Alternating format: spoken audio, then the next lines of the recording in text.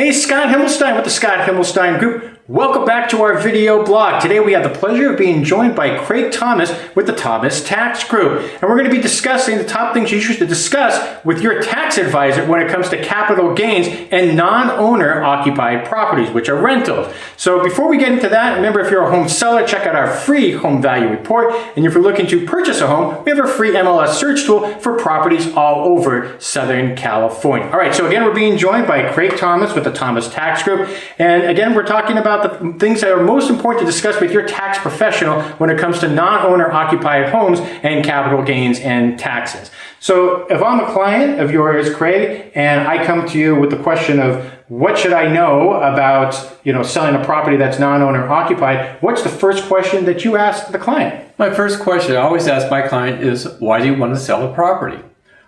Typical answer is, well, I need the money. And if you need the money, have you sought out alternative financing either through your bank or with your financial advisor?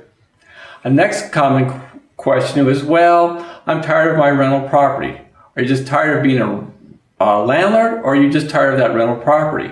Well, if you're just tired of that rental property, there's always the 1031 exchange or like-kind exchange, which means that you can trade this current property for another rental property of equal or greater value.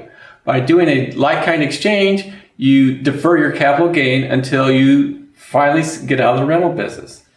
And the last common answer is, well, I just want to get out of the rental business altogether. Remember, if you're getting out of the rental business altogether, you'll have capital gains to pay on your net gain.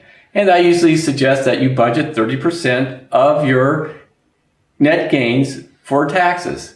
And remember, the state of California will always take a mandatory withholding out of your proceeds.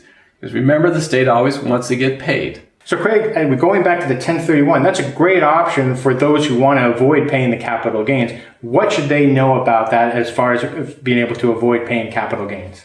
Well, the first thing you want to do is check around and make sure that you hire a good accommodator. The accommodator will make sure that all the rules are followed and that you can do the transaction without any tax consequences.